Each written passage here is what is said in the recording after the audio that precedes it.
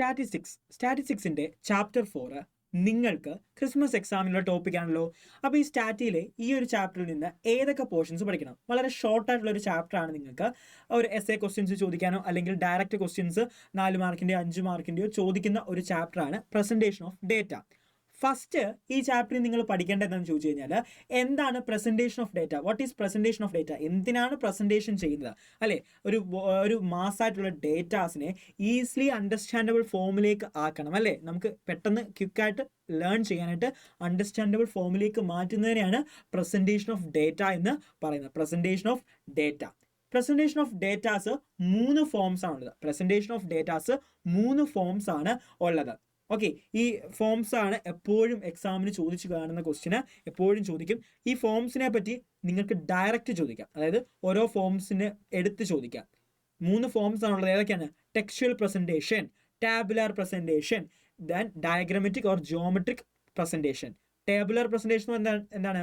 ടേബുലാർ presentation എന്ന് പറഞ്ഞാൽ table ഫോംസിൽ ഡേറ്റാസിനെ അവതരിപ്പിക്കുക. ടെക്സ്ച്വൽ പ്രസൻറ്റേഷൻ എന്ന് പറഞ്ഞാൽ ടെക്സ്ച്വൽ ഫോംസിൽ അവതരിപ്പിക്കുക, അല്ലേ? വേർഡ്സിൽ എന്ത് ചെയ്യുക? ഒരു ഡേറ്റാസിനെ ഷോർട്ടായിട്ട് പ്രസൻറ്റ് ചെയ്യുന്നതിനാണ് ടെക്സ്ച്വൽ എന്ന് പറയുന്നത്. അപ്പം ഇതിനെ പറ്റി ഡയറക്റ്റ് ക്വസ്റ്റ്യൻ ചോദിക്കാം. What is tabular presentation of data?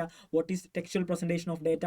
അതിൽ 5 മാർക്കിന് ചോദിക്കാൻ പറ്റുന്ന ഒരു ക്വസ്റ്റ്യൻ ആണ് ഡയഗ്രമാറ്റിക് പ്രസൻറ്റേഷൻ ഓഫ് ഡേറ്റ അല്ലെങ്കിൽ geometric presentation of data.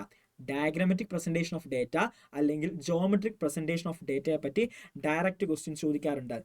Geometric അല്ലെങ്കിൽ diagrammatic presentation of data 3 type ഉണ്ട്. Geometric diagrams, frequency diagram, arithmetic line graph. 3 ടൈപ്പാണ് മെയിൻലി നിങ്ങൾക്ക് ചോദിക്കുന്ന ക്വസ്റ്റ്യൻസ്. 3 ടൈപ്പാണ് ഉള്ളത്. ജിയോമെട്രിക് ഡയഗ്രാംസ് ഉണ്ട്. Simple bar diagram, multiple bar diagram, component bar diagram, pi diagram. May be MCQ ക്വസ്റ്റ്യൻസിൽ ചെറിയൊരു figure തന്നിട്ട് ഏത് ടൈപ്പ് ഓഫ് ഡയഗ്രാം ആണെന്ന് ചോദിക്കാം.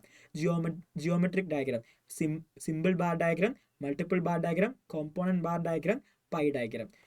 ഫ്രീക്വൻസി ഡയഗ്രാംസ് ആണെങ്കിൽ ഫ്രീക്വൻസി ഡയഗ്രാംസിൽ ഹിസ്റ്റോഗ്രാം, ഒജീസ് അല്ലെങ്കിൽ ക്യുമുലേറ്റീവ് ഫ്രീക്വൻസി, പിന്നെ ഫ്രീക്വൻസി പോളിഗൺ, ഫ്രീക്വൻസി കർവ്.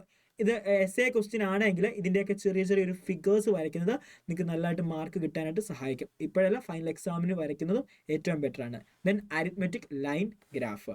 അപ്പോൾ എന്തൊക്കെയാണ് presentation of data? Presentation of data 3 രീതിയിൽ പ്രസൻറ്റ് ചെയ്യാൻ പറ്റും. 3 ഫോംസ് ഉണ്ട്. Textual presentation of data, tabular presentation of data, diagrammatic presentation of data.